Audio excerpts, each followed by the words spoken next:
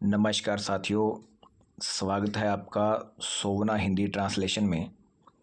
आज हम आठ जेनिफर टाइगर्स नामक पोएम का हिंदी ट्रांसलेशन समझेंगे और ये 12वीं क्लास के लिए कंपलसरी सब्जेक्ट का एक लेसन है, एक पोएम है।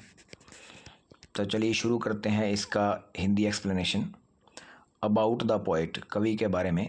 तो इस पोएम को जो लिखा है वो एडन रिच ने लिखा है। तो इसका जो बर्थ है वह 1929 को हुआ था और इसकी डेथ 2012 को हुई थी। Adrienne Rich was born in Baltimore Maryland USA. Adrienne Rich का जन्म बाल्टीमोर मैरीलैंड यूएसए में हुआ था। She is widely known for her involvement in contemporary women's movement. She is widely known, widely known का मतलब होता है बहुत प्रसिद्ध है, यानी उसे बहुत ज़्यादा जाना जाता है। फॉर हर इन्वॉल्वमेंट, शामिल होने के लिए। इन कंटेम्प्रेरी, कंटेम्प्रेरी यानी समकालीन। वुमेन्स मूवमेंट यानी महिलाओं के आंदोलन के लिए। As a poet and theorist, कवि और सिद्धांतवादी के रूप में। तो उसे एक कवि और सिद्धांतवादी के रूप में समकालीन महिलाओं के आंदोलन में शामिल होने के लिए जाना जाता है। She has published 19 volumes of poetry. उसने कविताओं के 19 वॉल्यूम्स, वॉल्यूम्स होता है ग्रंथ या बुक कह सकते हैं। तो उसने कविताओं के 19 ग्रंथ पब्लिश किए हैं। 3 कलेक्शंस ऑफ एसेज, 3 लेख के संग्रहण। एंड अदर राइटिंग्स, और अन्य भी उसने लेखन करे किया है। A strong resistance to racism and militarism echo through her work. एक स्ट्रॉन्ग जातिवाद का विरोध, रेसिज्म यानी जातिवाद, रेजिस्टेंस होता है प्रतिरोध।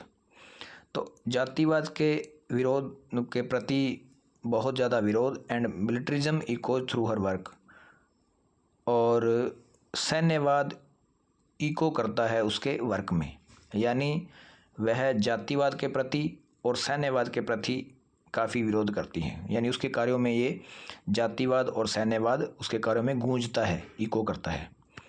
द पोएट आर Jennifer tigers addresses the constraints of married life a women experience.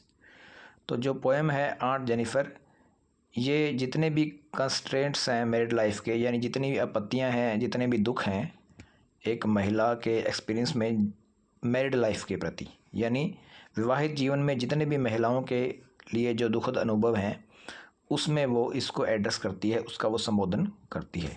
तो चलिए नेक्स्ट आगे बढ़ते हैं हम। तो इसमें लिखा है बिफोर यू रीड, इससे पहले कि आप इसे पढ़ते हैं। What does the title of the poem suggest to you. ये जो टाइटल है पोएम का आपको क्या सुझाव देता है। Are you reminded of other poems on tigers. तो क्या आपको कोई भी अन्य पोएम जो टाइगर्स पे है वो आपको याद है। तो यहाँ देखिए इसके टोटल 3 पैसेज हैं, तो इसको हम 1 बाय 1 एक्सप्लेन करेंगे। तो फर्स्ट स्टेंजा में क्या कहा गया है। Aunt Jennifer tigers prance across screen. Aunt Jennifer के टाइगर हैं वो एक स्क्रीन के ऊपर प्रांस करते हैं, प्रांस यानी जंप करते हैं। तो देखो इसमें है क्या, एक्चुअली आर्ट जेनिफर ने एक पैनल पे यानी एक पर्दे पे टाइगर्स के कुछ चित्र बनाए हैं, कुछ कढ़ाई करी है उसने।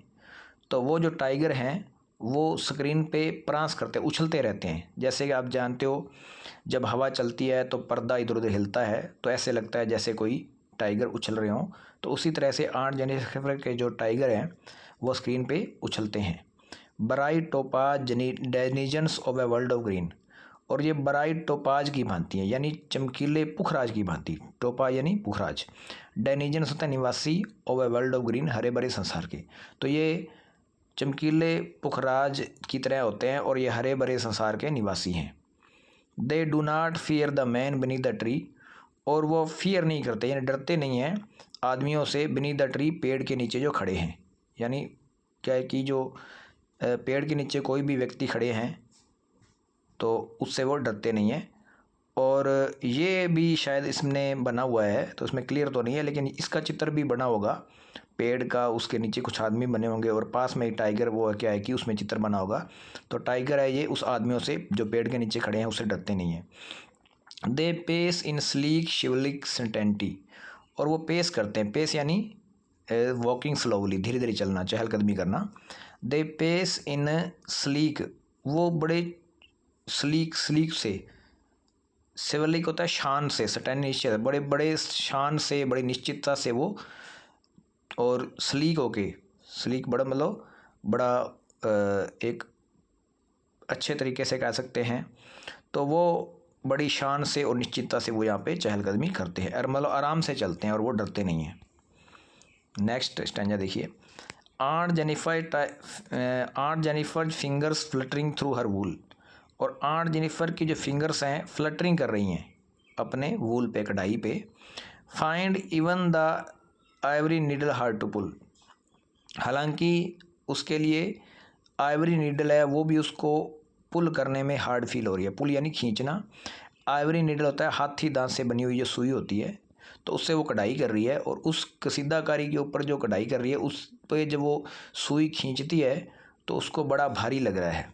वूल का मतलब होता है ऊन, इसी तरह ऊन का कोई कपड़ा है जिसके ऊपर वो उंगलियां चला रही हैं, और उसकी उंगलियां हैं वो फ्लटरिंग कर रही हैं, यानी फड़फड़ा रही हैं, और मतलब काँप रही हैं, और उसे जो सुई है वो उसको बार बार ऊपर नीचे जो निकाल रही है वो बड़ी हार्ड उसको निकालने में फील हो रही है, बड़ा उसको बोझ लग रहा है। क्यों लग रहा है?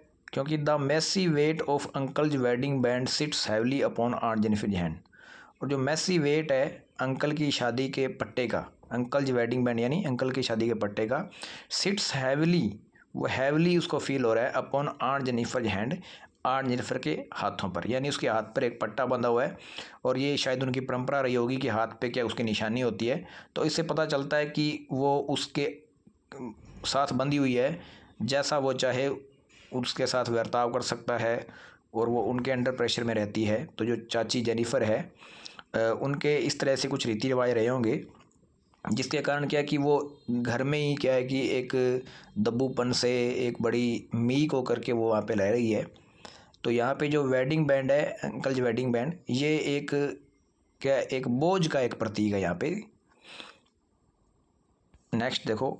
When aunt is dead, her terrified hands will lie still ringed with ordeals she were mastered by.